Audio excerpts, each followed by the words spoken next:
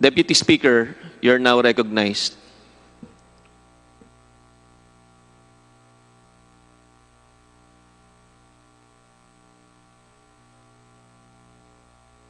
Meron po akong pin-repair na konti ring slide. Sana po maipakita muna bago ako magpatuloy. Pwede po, Deputy Speaker Marcoleta.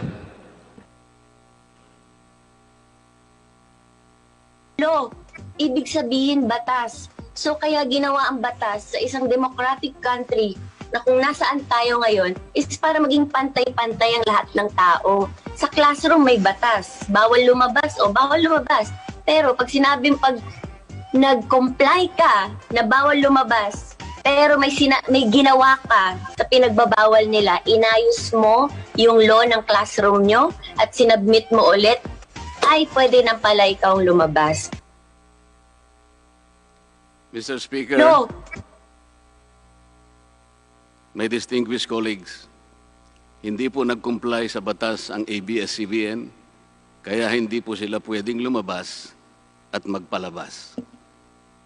Those opposing the franchise application of ABS-CBN will show with clear and convincing evidence that ABS-CBN did not comply with the terms and conditions of its franchise, as well as our laws and the Constitution. In fact, they will show in the succeeding hearings of the Committee on Legislative Franchises that ABS-CBN deliberately and with impunity violated the conditions of its legislative franchise and more so of our laws and the Constitution. Matagal na po kasi ang mga aligasyong ito. Hindi mamatay-matay, lumulutang sa internet, nasa labi ng mga Pilipino. Hindi seryosong binigyan ng pansin. Bakit po? Tikom ang bibig ng may kakayahang magsiwalat nito dahil takot sa maimpluwensyang network na kayang sirain ng tao, kandidato man o hindi. Salamat at ganap na nanindigan si Speaker Alan Peter Cayetano at hindi inalintana ang mga tuligsa sa kanya at pinayagan niya na magkaroon ng patas, bukas at malawak ang pagdinig sa mga aligasyong ito katulad ng nagaganap sa araw na ito. Ang banggit nga po sa John 8:32 ay ganito, "And you will know the truth, and the truth will set you free." Violation of the Constitution. Number 1, franchise is longer than 50 years. Hindi na po dapat payagan itong pagre-renew ng prangkisa ng ABS-CBN. Dapat na pong isara ang pinto para sa kanila. Bakit po? Because the ABS-CBN has been using the airwaves for more than 50 years. 53 years today, to be exact. Our Constitution says that Congress can grant a franchise of up to 50 years only. Taong 1957, nang makuha ni Don Eugenio Lopez Sr., may-ari ng Chronicle Broadcasting Network o CBN, ang Alto Broadcasting System o ABS. Simula po noong 1967 ay naging ABS-CBN na po ang tawag dito dahil sa merger ng ABS at CBN. Kung susumahin po natin ang prangkisa nito simula noong 1967, ay 53 taon na po itong gumagamit ng airwaves magpahanggang ngayon. 63 years naman po kung susumahin natin mula po ng pagkakakuha ng CBN sa ABS noong 1957. The Committee on Legislative Franchises should not allow itself to be used by ABS-CBN to again circumvent the Constitution and violate the categorical 50-year limitation imposed on franchises. Hindi na po dapat buhayin muli ng Kongreso ang prangkisa ng ABS-CBN sapagkat ayon po sa ating saligang batas, ang buhay ng prangkisa ay hindi dapat lumampas ng 50 taon. EDSA Revolution. Siguro po may mangangatwiran at sasabihin ng ganito. Isinara naman ng martial law ang ABS-CBN. Di po ba? Dapat huwag bilangin ang panahon na yon.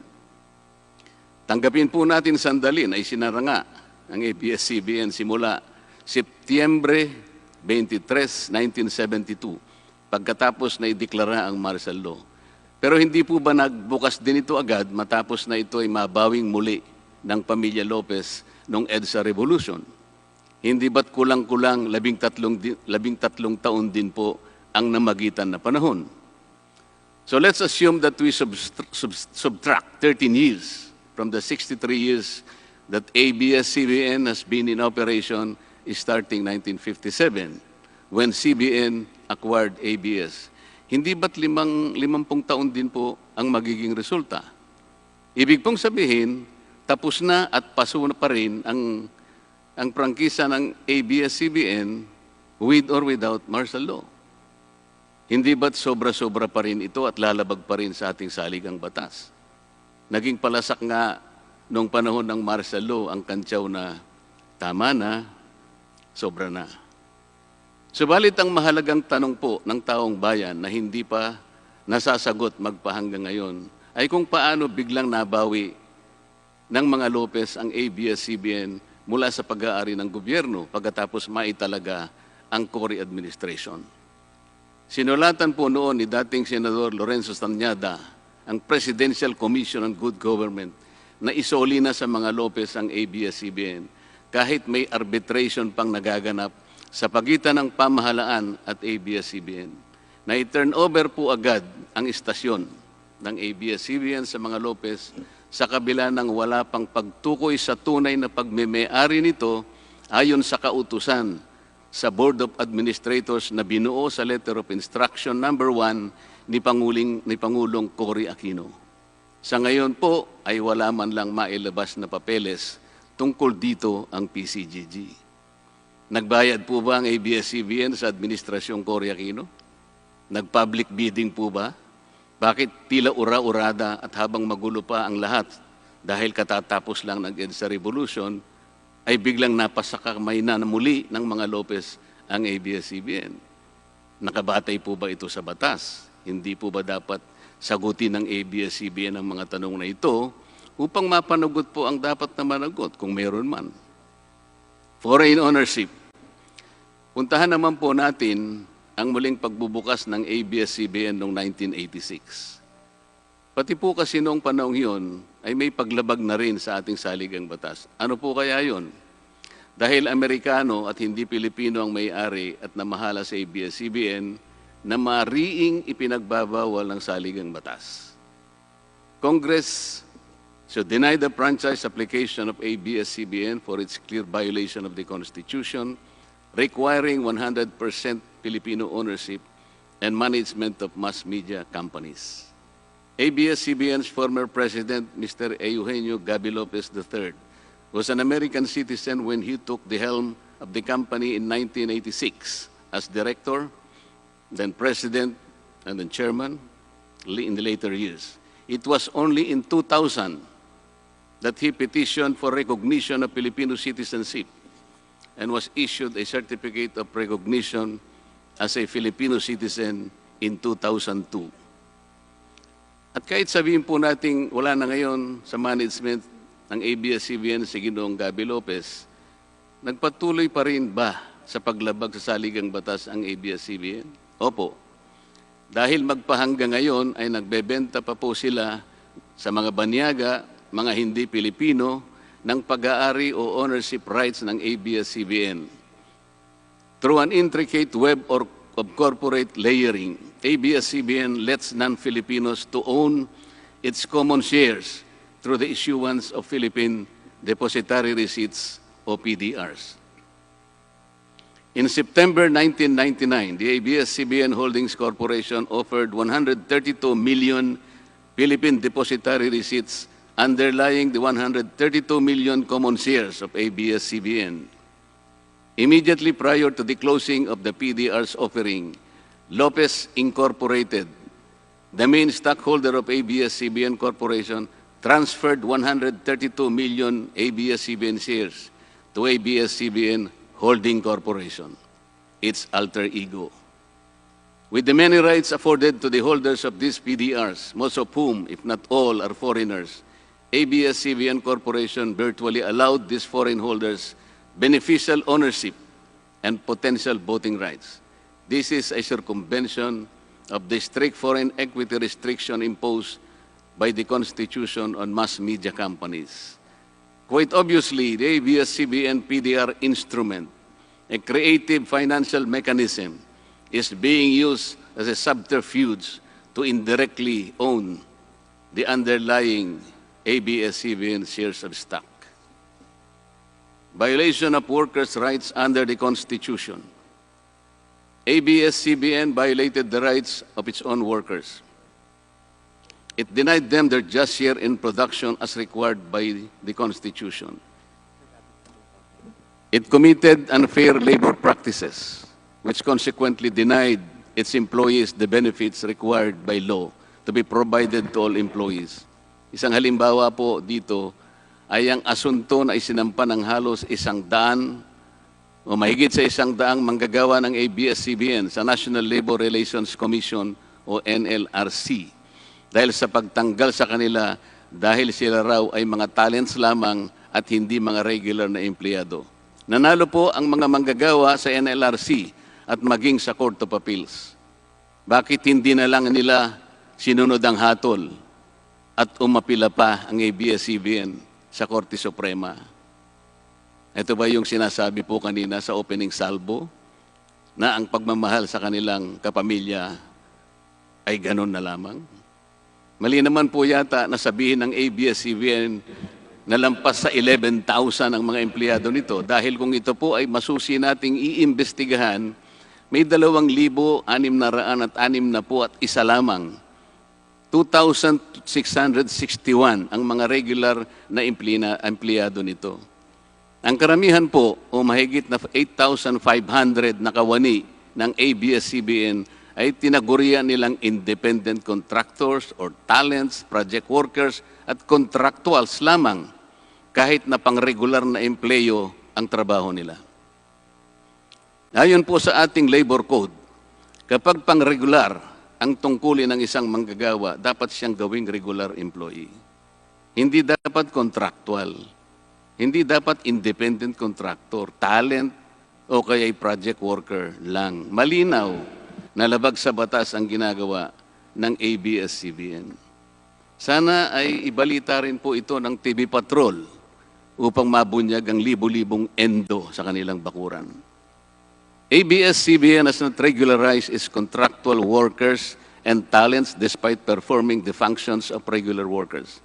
It even forced some of its workers to sign employment contracts containing waiver of the right to regularization. And those who refuse were unceremoniously terminated from work. ABS-CBN has subcontracted most of its production work to subcontractor production companies, despite the fact that production is directly related to its core business. These production entities are paid minimally, whose workers obviously get lesser benefits and take-home pay compared to ABS-CBN's regular employees. And yet, the profit generated by ABS-CBN from its independent production companies appear greater than its expenses, especially those expenses that are even deductible for income tax purposes. Kung kaya't hindi po may kakaila sa publiko na napakarami ng labor cases na hinarap at haharapin pa ng ABS-CBN. Ang masaklap pa po dito ni hindi nagbibigay ng contribution ang ABS-CBN para sa benepisyo ng kanilang mga empleyado. Dahil po sa 2,661 lang ang regular employees nito, ang mga ito lang ang may benepisyo. Ang iba po na mahigit 8,500 na nagtatrabaho sa ABS-CBN ay wala po ni katiting na government-mandated benefits na natatanggap katulad ng SSS, PhilHealth o kaya Pag-ibig. Kanina po sa opening salvo, narinig po natin na ang kanila pong isinasangkalan ay yung kanila pong mga kawani, mga manggagawa. Ang kongreso pong ito ay nakikidalamhati. Nalulungkot din po. Bakit naman po hindi? Kung pwede po nating ipaghalimbawa, sandali lamang po, ang ABS-CBN sa isang jeepney driver. Alam po niya na wala siyang prangkisa. Nagsakay po siya ng napakaraming pasahero. Yung mga pasahero naman po, bago sumakay doon, hindi naman niya tatanungin sa driver, Mamang chopper, kayo po ba ay may prangkisa? Yung rota po ba ninyo, pinapayagan yan? Wala pong nagtatanong na gano'n kasi mabilisan eh. Pare-pareho pong nagmamadali. Ano pong masita siya ng LTFRB? Gagamitin po ba nung driver na yon o nung taxi driver na yon o yung bus operator na yon? Kawawa naman po yung pasahero namin kung patitigilin mo ngayon. Meron pong pupunta sa ospital, meron pong pupunta sa trabaho, meron pong pupunta sa eskwela. Napakarami pong gawain itong mga taong ito. Ito po ba ang ibibigay po ninyong halimbawa? Hindi po ba dapat kayo muna ang kauna-unahan na nag-isip ng kapakanan nila? Ilagay ninyo sa magandang kalagayan ang pagpapatupad ng prangkisa ninyo at wala pong malalagay sa alanganin. Huwag po ninyong isasangkalan ngayon ang inyong mga manggagawa at kani-kanilang pamilya. Hindi po ganun. Sasagutin po ninyong aligasyon na ito, hindi po sa pamamagitan ng emotional appeal. If this indeed the true house of the people, the Committee on Legislative Franchises must side with the poor workers of ABS-CBN in denying its franchise, justice to them will be finally served, although ironically, this will also entail some sacrifice on their part. Political bias. ABS-CBN has been biased and partisan in favor of particular candidates and against certain candidates during the 2010 and 2016 presidential elections, contrary to the terms of its franchise and in violation of the Omnibus Election Code. Hindi naman po lingid sa kalaman ng marami, kung hindi man lahat, kung paano naging pro-Noynoy Aquino ang ABS-CBN noong 2010 at pro-Grace po at Lenny Robredo naman noong 2016. It is also a matter of record that ABS-CBN failed to air some of President Duterte's political advertisements during the 2016 campaign period, despite receiving the payment for said political ads. Ang masakit po dito, kung hindi pa sila pinigilan ng korte sa pamamagitan ng isang TRO, ay nakahanda na palang ipalabas ng ABS-CBN sa bisperas mismo ng pagtatapos ng campaign period ng 2016 presidential elections. Ang mga anti-Duterte advertisements na binayaran ng isang dating senador, sinadya ang timing para hindi bigyan ng pagkakataong makasagot pa si Mayor Duterte na noon ay kandidato bilang presidente.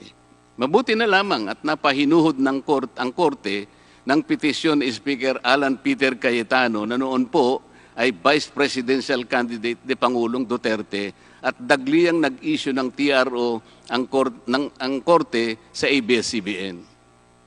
It is now a public knowledge that President Rodrigo Duterte and Speaker Alan Peter Cayetano expressed their disappointments over ABS-CBN's unfair reportings and meddling in previous elections.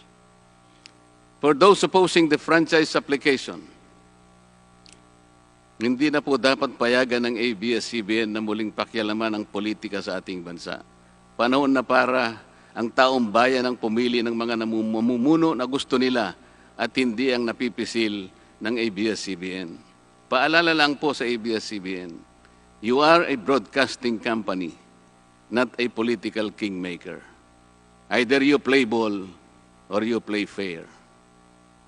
Multiple channels in one franchise. Mga kababayan, inabuso po ng ABS-CBN ang kanilang prangkisa. Sa hindi nila maipaliwanag na dahilan o maaari namang sinadya na gamitin ang kanyang prangkisa para sa isang channel lamang, pero gumamit pa ng ibang prangkisa ng telekomunikasyon na hindi naman pang broadcast upang mas kumita at makapagbenta sa pamamagitan ng maraming channels. ABS-CBN violated the terms and conditions of its franchise by offering its TV Plus boxes for a one-time fee but using the free-to-air signal authorized in the franchise granted by Congress at no cost to ABS-CBN. Tubong lugaw, ika nga.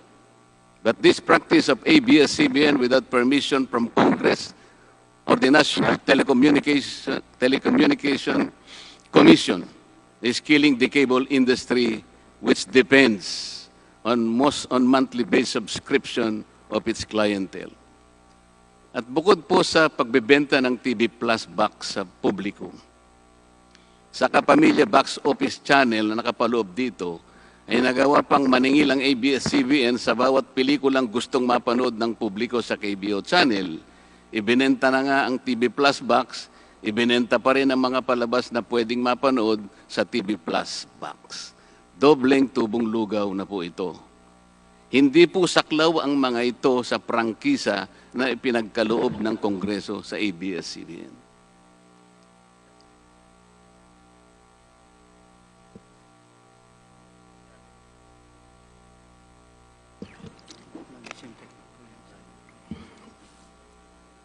ABS-CBN, contrary to the terms and conditions of its franchise, operated this pay-per-view channel, otherwise known as the Kapamilya Box Office, or KBO, without a valid permit from the NTC, and despite NTC's order to refrain from operating a PPB until the issuance of an appropriate guideline for the same, ABS-CBN continued its operation until the expiration of its franchise on May 4, 2020. Tax evasion. ABS-CBN also violated the terms and conditions of its franchise by engaging in tax avoidance schemes, which deprived the government of the much-needed revenue. It used its wholly owned subsidiary, Big Dipper Digital Content and Design, Inc., a PESA-registered company, as tax shield. Its main customer is ABS-CBN Hungary. And because of this unconscionable tax avoidance scheme, ABS-CBN alleged effective tax rate in 2018 was at negative 5%. This means that ABS-CBN managed to avoid paying taxes in 2018. Bakit po ang GMA7 na hindi naman kasing laki o kasing yaman ng ABS-CBN ay nakapagbayad ng buwis sa pamahalaan ng 1.6 billion pesos noong 2018? Samantalang ang malaalamat na ABS-CBN ay walang binayarang buwis. Bakit naman nakalibre ang ABS-CBN noong 2018 sa negative income tax nila na 84 million? Ibig sabihin po nito ay may tax credit pa ang ABS-CBN at ang gobyerno pa ang lumalabas na may utang dito. Wala pong pagkakaiba ito, mga kababayan, sa isang taong nangutang sa tindahan, binigyan pa ito ng sukli. In 2019, ABS-CBN again did not pay its rightful taxes. It avoided this by entering into compromise agreement with the Bureau of Internal Revenue, with the latter accepting the settlement of 152 million pesos plus from ABS-CBN, equivalent to only 40% of its assessed deficiency in income tax, value-added tax, and documentary stamp tax payments. But this is only one among the 4 other cases lodged by the BIR at the Court of Tax Appeals, all of which were also settled by compromise. Bakit po ganun? Hindi po ba nando sa prangkisa ng ABS-CBN na babayaran nila lahat ang rightful taxes?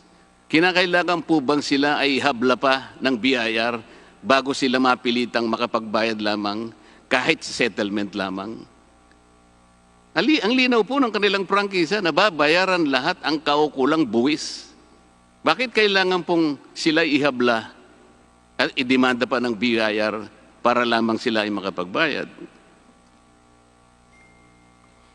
There are also allegations to date that ABS-CBN's Lingkod Kapamilya Foundation, ALKFI, is being used as ABS-CBN as tax shield, and that ALKFI also failed to file donor's tax return and pay the donor's tax.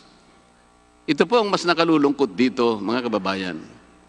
Kapag politiko o government official ang nagkawang gawa, epal ang tawag dito ng ABS-CBN. Kahit mula pa sa sariling bulsa ng politiko, ang pinanggalingan ito.